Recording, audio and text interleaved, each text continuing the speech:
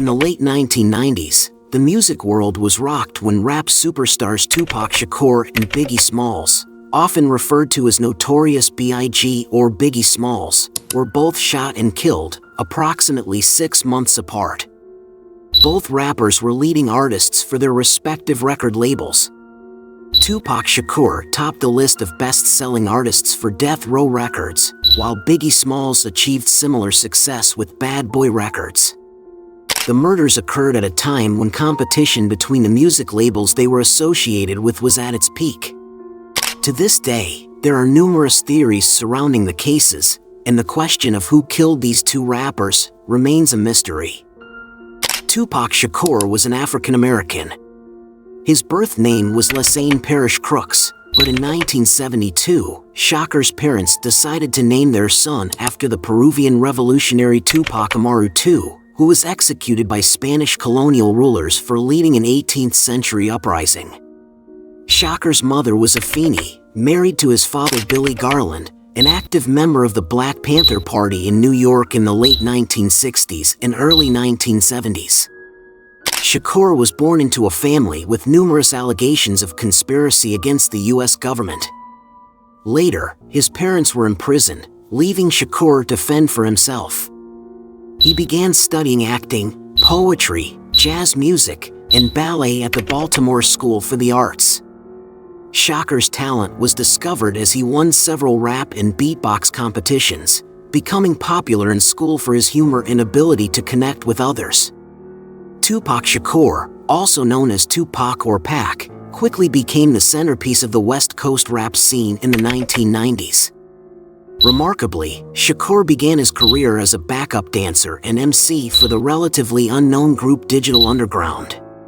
He later emerged as a rapper, songwriter, and actor known for his revolutionary, anti-racist, and anti-violence stance. Tupac became a hit-making machine for Interscope Records with a string of albums and songs topping the charts. Hits like I Get Around, Keep Your Head Up, two of America's Most Wanted, God Bless the Dead, and Hail Mary still resonate with audiences. All Eyes on Me, 1996, and Greatest Hits, 1998, made him one of the best-selling music artists in the world at that time. By 2007, Tupac Shakur had sold over 75 million albums worldwide. Rolling Stone magazine ranked Shakur 86th on its list of the greatest artists of all time. In April 2017, Shakur was inducted into the Rock and Roll Hall of Fame. As for Biggie Smalls, he was born on May 21, 1972, and grew up in Bedford-Stuyvesant. His mother, Violetta Wallace, was a Jamaican immigrant and a teacher. Biggie's father left the family when he was young. At the age of 12, the chubby African-American boy began selling crack cocaine to wandering addicts in the neighborhood. A few years later, Biggie enrolled at Bishop Laughlin Memorial High School. Realizing that academics weren't his strength, he switched to vocational studies and gradually pursued a career in drug dealing. At 17, Biggie was imprisoned for 9 months in a North Carolina jail for crack cocaine trafficking. In the late 1980s, the young man's life took a new turn when he gained attention for his exceptional rap skills. He adopted the stage name Biggie Smalls, inspired by a character in the movie Let's Do It Again. With a height of nearly 2 meters and weighing 140 kilograms, his stage name seemed fitting. At that time, Biggie's poetic lyrics resonated with many listeners. To avoid legal issues, Biggie changed his stage name to the Notorious B.I.G. He also worked with the group Bad Boy and the King of Pop, Michael Jackson, on the album History released in 1995. Biggie also won numerous awards, including Rap Artist of the Year on the prestigious Billboard music chart. It is known that since 1993, Biggie met and befriended Tupac Shakur in Los Angeles, despite the fierce rivalry between the East Coast and West Coast music scenes. These two stars previously signed contracts to work together under the name Bad Boy. However, their friendship dwindled after Tupac Shakur was imprisoned for sexual assault, while Biggie continued to rise in his career. Tupac Shakur later joined the Death Row group. The competition between Death Row and Bad Boy became extremely intense in a cycle of quarrels, disputes, and murders within a short period. The East Coast-West Coast hip-hop rivalry took place from around 1991 to 1997. The talent of Tupac Shakur and Biggie Smalls made them represent the opposing factions of the two regions. When Tupac released several songs with lyrics hinting at or threatening Biggie and his rival record label, Bad Boy, such as Against All Odds and Bomb First, Biggie responded with his own songs like Long Kiss, Good Night. Both were frequently compared in the media, and their fan communities engaged in fiery debates for a long time. However, on September 7, 1996, around 11:15 p.m. local time, after leaving a boxing match featuring Mike Tyson, while Shakur's car was stopped at a red light on East Flamingo Road at Koval Lane, an assailant in a passing car pulled up and fired 4 shots from a Glock handgun into Tupac Shakur's chest, arm, and thigh. He was quickly taken to the nearby University Medical Center of Southern Nevada, but due to the severity of his wounds, Shakur died a few days later from respiratory failure leading to cardiac arrest.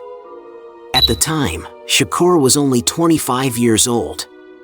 6 months later, Christopher Wallace, also known as Biggie Smalls, was killed in a similar manner. His car, leaving a music company in Los Angeles after Biggie attended the 11th Soul Train Music Awards ceremony, was stopped at a red light at the intersection of Wilshire Boulevard and South Fairfax Avenue when suddenly 4 shots were fired, hitting him. The assailant was an African-American man wearing a suit, tie, driving a Chevy Impala. Although he was rushed to the hospital, Biggie Smalls passed away that night. That year, the artist was only 24 years old.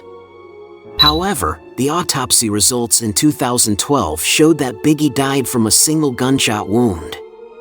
The bullet struck his right hip, pierced internal organs, and lodged in his left shoulder. He cried a lot and was quite shocked after Tupac's death. Maybe he was afraid he would be the next victim. Eventually, he died a few months later, Biggie's wife shared. Both mysterious deaths bear striking similarities. Both were representatives of the two rival hip-hop factions with a long-standing feud. They were both shot by a passing African-American man in a car. Until now, 2 decades have passed, but the identities of those who shot Tupac Shakur and Biggie Smalls remain a mystery. However, one thing people are certain of is that these 2 deaths must be connected. The cause of death for both was being shot while in a car, and at the time, Tupac and Biggie were engaged in a rivalry within the entertainment industry. Many theories about the perpetrators have been put forward. One theory suggests that Tupac and Biggie Smalls were merely unintended victims, as the true targets of the assailant were the CEOs of these record labels. After Tupac's death, the police focused on the #1 suspect, Biggie Smalls. However, after Biggie Smalls took 4 shots from a 9mm handgun, the police shifted their focus to finding the shooter, whom they suspected both record label bosses, Suge Knight, of Death Row, and Puffy Combs, of Bad Boy, knew. Suge Knight, CEO of Death Row Records, the label Tupac was recording with at the time, is mentioned in both cases. Suge seems to be the one with the most motive here. Investigation documents suggest that Suge Knight owed Tupac about $3 million. On the night Shakur was killed, Suge Knight had a confrontation with members of the Southside Crips gang at the MGM Grand Casino. When a scuffle broke out, Tupac was the one who punched Orlando Anderson, a member of the Southside Crips gang. Without intervening, Suge Knight simply stood outside making a cryptic phone call before insisting that Tupac Shakur ride with him. Initial police contact with the shooting incident indicates that based on the victim's expressions, both Shakur and Knight seemed to know who the attacker was. Suspicions began to point towards Suge Knight, the person with the most reasons to harm Tupac Shakur. However, Suge Knight was also injured in the shooting incident, so the police temporarily suspended investigating this CEO. 6 months after Tupac Shakur's death, Suge Knight's name resurfaced. This time, the theory was that Suge Knight conspired with corrupt police officers to kill Biggie as revenge for Tupac. Russell Poole, a former officer of the Los Angeles Police Department, was the one who proposed this theory. One of the corrupt cops he accused was David Anthony Mack, who used to be Suge Knight's bodyguard.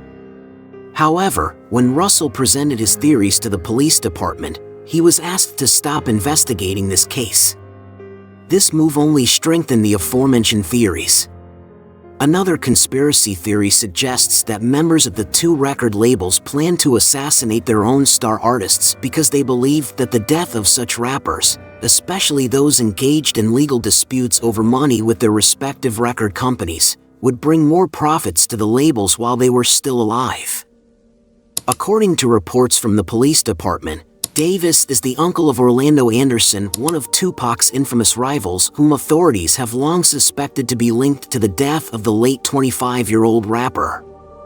Anderson was involved in a brawl at a casino related to Tupac and his associates on the night Tupac passed away.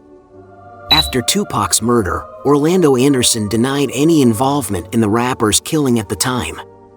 Anderson died 2 years later in an unrelated gang-related shooting.